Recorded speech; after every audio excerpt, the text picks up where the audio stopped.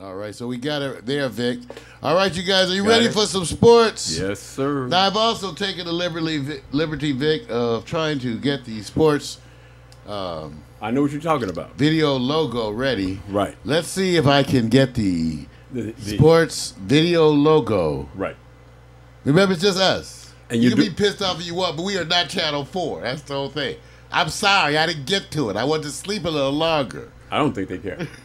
You know, y'all be, if They there's a don't care. choice between a little extra sleep or eating in the morning, which one do you do? They don't care. You know you sleep. Okay. Right. Are you guys ready for some sports? Vic? Yeah, go Here ahead, we man. go. All right, we're going to try. That's right, Victor Allen's new sports. His own unique neo-urban look at sports. That's him.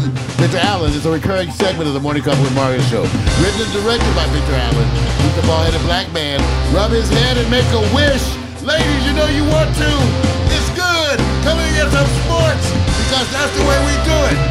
It's the hottest. So get ready. Today's topics, I don't know. Today's views, I don't care.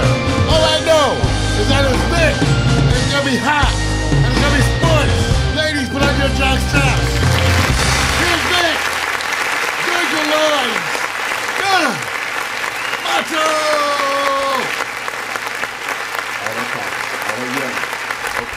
But you know what? Little over the top. But what I like Little about over the it, top. what I like about it, that's what happens when you go into those recording studios or up at like Sony, Paramount, and you hear all that clapping, and then you look at everybody around it, and it sounds like it's going nuts, and they're actually going like this really soft, and then somebody yells and says, okay, and they put their hands up and say clap louder, then they blend. So you learned the technique, and you did it really well, man. I got to give it to you. So here we go. You know, everybody was waiting for the return of AP. You know that, right? I was waiting for Adrian Peterson. I was waiting for the return of AP, but everybody knows you got to shake off the rust, right? Yes, you do. All right, now, I'm jumping over what I would call the first game.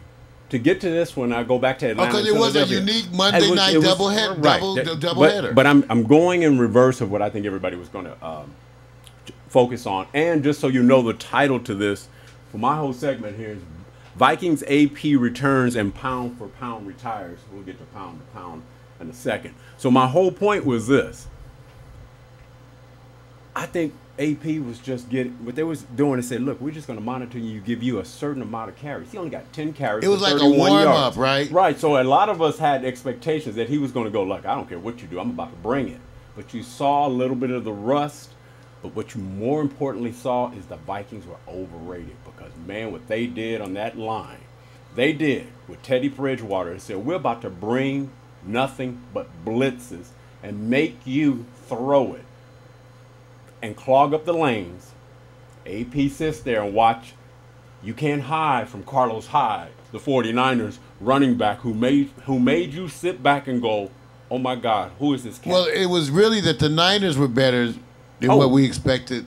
That was part of the shocker too, because they had a lot of off-season stuff, Vic, that made you expect it to be just terrible. Or are the Vikings overrated? Because they picked the Vikings to do much better than what we saw yesterday. And at the same time, if the 49ers didn't do the job they did, we would really be sitting up here talking about the 49ers haven't changed. They look good, but what they looking good against a bad team?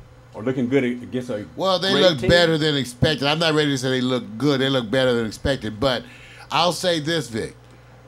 That the Vikings certainly look rusty, but I think there were some aspects of Norv Turner's offense with Teddy Bridgewater that looked good. That like his mechanics. Teddy Bridgewater, I like him. He seems to have a very solid, mature. They need to have better protection, of course. Right. But I like him with Norv Turner. I actually realized that I like the two of them because I think Norv Turner is great at sculpting an offense around a quarterback skill set. All right. So I'm expecting more from them. That's the only thing. Even though AD was like that. Right, I got you. I'm expecting better things from the Vikings. I don't think that game is an indication of the entire season at all. So I'm expecting better things from the Vikings and from Adrian Peterson. Now I'm gonna turn around and listen to what he said. And I'm a Vikings fan. Now I'm gonna ask him. I'm gonna ask Mario. If you're a Vikings fan, what would you be saying today? Now, Mario, you're a Vikings fan today. What would you be saying? It's okay. I'd be saying, whoa, Nelly. It'd be okay. Whoa, Nelly. It'd but, be okay, right? You know, well, if I was a Viking fan, I'd still be positive because, like I said, I think that there were things that looked good. Yeah. I just think they looked a little frazzled. Yeah, and rusty. And okay. rusty, but again, they also have had some player changes. Right. And that's part of the issue with Minnesota too, Vic. In their defense, they had a number of changes again. True, but nothing like the 49ers. No, that's I keep saying there were aspects of the 49ers that definitely were better than we expected. We expected them to be terrible. I expected them. What I expected right offhand. I said was, Miko. Miko loved the 49ers. She expects they're the Patriots. And here's the other thing. It's one thing to have a room full of stars that the 49ers had a couple of years ago going to the Super Bowl. It's another thing when there's no synergy there enough to hold over because everybody bounced out. There was enough synergy to take the Vikings down. Right, that's right. So we look at it both ways. It's only one game, and only one game means you got to wait. Now let's go over to Carlos Hyde real quick. Okay. Impressed or not impressed? It's just simple. Was you impressed or were you not impressed? Not impressed yet. 168 yards rushing and you're not impressed. Oh, well. That's 26 carries, bro. I guess the numbers, I really wasn't aware of the numbers. Yeah, 168. And I guess in tuning into them, let me say it this way. All right. Because I actually was wrong on that. I was not still impressed with the San Francisco offense overall. That's what I'm saying. I understand. That's what I meant more of that. Right. Okay. He definitely did his part, no question. Right. I actually still have some big questions about Kaepernick. Well, yeah. They're the same questions. He hit a peak, and he kind of has, to me, I'm not sure he's developed any further from that peak. His footwork is better. They focus on that. Okay, yeah, and it's still the offense doesn't look, it's not an offense that makes you feel. New players. Right. Yeah, they had a clearinghouse. Right. So you're right, High, because I actually missed that. I actually missed that his performance. Right. Because I was so busy focused on. Yeah, I know. All right. I was actually focused on other aspects. Okay. Which mainly had to do with the fact that I kept wanting to see Adrian Peterson. That's right. All right. So we're both. All I want to do is highlight Carlos Hyde because all I can say is this: we're beast. I mean, he was beast mode. That's all I can say. Now I'm gonna go over to the prior game, which I think everybody was kind of shocked because it was a tale of two halves. One is if you saw the Falcons and Eagles the first half, you would have sat back and say, let's just take Chip Kelly and usher him out of the city because they looked terrible. And then they came back in the second half, and they looked very disorganized. Right, they did, and we saw what people were saying in preseason that this team may go to the Super Bowl the way they're playing. They turned it on, but you know what they say? It's hard coming from behind, and once you catch up, it's hard to leave them. Especially when I'm thinking about how good Nick Foles looked playing. Right. Hey, look. All I can say, Bradford, accurate as a son of a bitch. Accurate. He looked very good. Very accurate. Now, would you book that he's going to stay healthy for this year? Well, they better protect him. All I'm saying is they better protect him. So now I don't know if you caught the first game. Did you see anything? Atlanta was really bringing it defensively. Really a shocker. Thank you. The way they were bringing it. You did not expect them to go so heads up and in your face. Right. And Atlanta really brought it. They did, and also Matty Ice had some moments. That's all I can say. He had some moments. So I'm gonna say that this game that we were watching kind of evened out. I think it's gonna take another game before I assess Philadelphia because that second half, what they did, I just think they got tired, and then there was mistakes and lapses. And so with that being said, I didn't really realize that Hyde got us 160 yards. Yes, 168. That's what I'm saying. Wow. I know it blows you away when you go watching. Because I tell you, I was so focused. Right. On the other stuff. I know. And AP I'm sorry, the speed of what they did with AP. He could not get out of the back. Oh no. They were it was amazing. He was waiting for him. This is you're not making headlines on us. Right. Okay, good. All right. Football. Yes. Now I gotta go to pound for pound. Pound for pound, says, I'm retired. Yeah, that's a ploy. Did you ever pay attention to the No. Berto fight? The Berto fight. See, that's what I'm saying. Oh, no. No. Vic, it's a ploy. He's going to do a comeback fight. Right. Because he's still the most interesting thing in boxing. And let me ask. What's more interesting than that's the one thing that's true. Right. He's the happeningest thing. Right. Okay. Now, I got a good one for you because I'm not going to sit up here and take away from what he's done. What he's done as an entrepreneur and a businessman may not be favorable to a lot of people, but he's cut out his own niche in making money and cut out what they call that element of control. They may not like his personal life and things that he has made and decisions in his personal life. That's totally different. Is he the type of boxer that I can turn around and say, I can't wait to get in there so he can whoop some ass? No, he's not. He's a tactician. He's a defensive specialist, the best defensive boxer I've ever seen, bar none. But is that enough? I don't know if it's enough for what he wants. He wants to go down in history of a specific legacy and to be remembered as many of the others will be remembered. Right. And I don't know if he's achieved that, Vic. In other words, there's certain boxers that you name. Right. And of late, even Mike Tyson. I agree. But you don't think about him, no matter, even with all his victories and everything he's done. I agree, the numbers and stats are there. You still don't end up looking at Floyd the same to me as some of those other boxers, and he wants that desperately. Now, here's a good question. Watch the show, actually a video, and everybody wants to rank. And one thing about it, I think boxers have to be very careful of ranking themselves. You let the public do what they do. They're not as smart as the boxers who are around everything. You only see what you see when the fight goes down. So there's the pound for pound categories. 2 questions here. Pound for pound, since he's retired from the fight with Berto, after the fight with Berto, who's going to be the next, or who's going to wear the crown of a pound for pound king? That leaves you with a couple of names. And it's a couple of names that I actually are spinning in my head, but I don't want to say anything else. I'm going to give you some choices about names that I wish I could see more, but there's not a promotion behind it. You got number 1, Andre Ward. Yeah, I mean, we hear a lot about him. Is he now the pound for pound? Manny Pacquiao, does he move up to number 2 since the fight he had with Floyd that he lost? Is he the pound for pound? You have some others. You have Terrence Crawford. Is he pound for pound? And then, of course, Gennady Golovkin. So I'm looking around and saying, well, once you retire, who is the next pound for pound?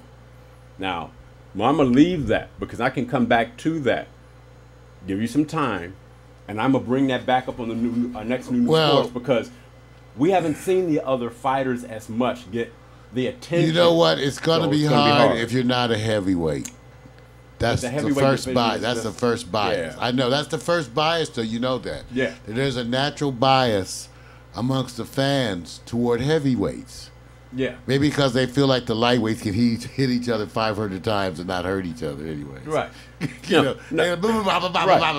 Okay. If a heavyweight exchange punches like that, somebody's in the hospital.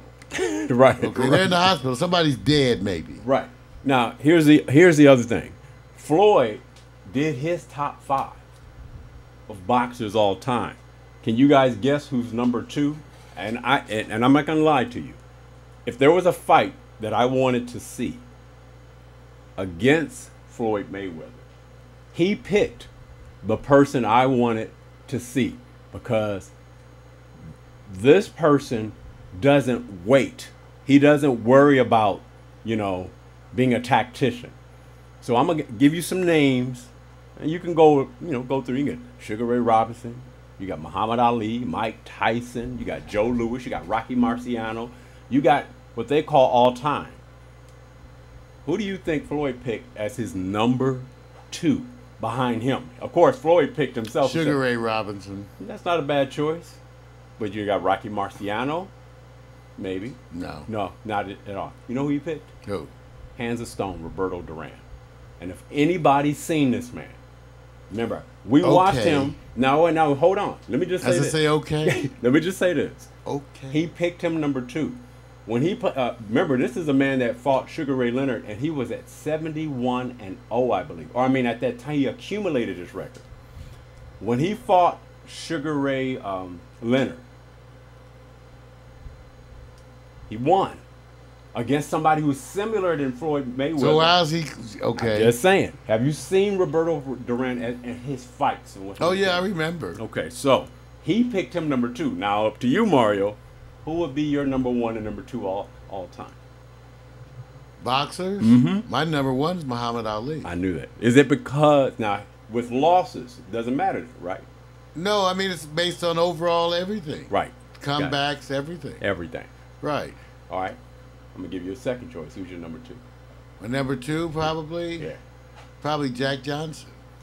Going back for all of you guys. And I only know him from a historical basis, but yeah, I know what he went through and what he did, right? And how great he was, right? And all the things he had to go through. Oh, and so I am awed by his achievement. Well, look, and I'm gonna agree with you on one thing. Muhammad Ali did represent more than just boxing the ring, but the person who went through the most hate is Jack Johnson. Oh, yeah, he went through hate. The most hate. Oh, yeah. Oh, clearly. If you guys ever want to go find because America loved Joe Louis. Of course. He was a black man, but America loved him, whereas they hated Jack Johnson. Right. That's it. It was a different time. They didn't want. They were not ready for a black champion of anything. That's right. Anything. So here it is. Give you a couple of seconds. I said I'm gonna wait for it for next week. Does Manny Pacquiao now move up pound for pound?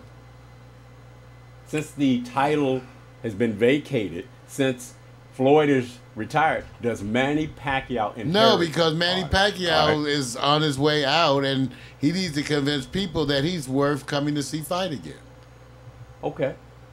He really needs to convince people of that right now. He's still a favorite, right? But for other reasons, not as a boxer. Right. He's a popular favorite. Got you. All right, good. You know, people like him a lot, but right. do you really want to? Do you really? But pound for pound. Do you see it? But you see him as a contestant right now. Right, and I'm saying this right now. When you go look at his stuff, I see your stuff. I see UPMC says Manny moves up. When you go see how he came up through different divisions, beating some of the best. I agree, boxers. but I just think that's the history now. Right, I understand. I think he's peaked. I think he's peaked. Well, Mayweather's already peaked too. I think he's peaked too, and I think that's part of the thing is that they're making the money until the new emerging candidate arrives, and who's going to be youthful. And this is where we're going to go. Are. I've already mentioned their names. When we come back to New Sports, we're going to talk about Andre Ward. We're going to talk about Terrence. We're going to talk about Golovkin. These are the new players who are considered somewhere in the talk of pound for pound. Until then, my New Sports is over. Got transition. Got to go. All I can say is, AP, next week, man, bring it. No 10 carries. I want to see at least 20 to 25. Easy. 20, 25. All right, Mario, you got this. That's right, Victor Allen's New Sports. Coming to you live. Neil Urban, a recurring segment of the Money Cover with Mario Show. You can be there and check it out. Victor Allen's New Sports. Be there, make a request, send Victor some of your thoughts on the show. We're here every week. Thank you all for being there. Meerkat, Periscope, chat room. It's sports. Yeah. Yeah. Yeah.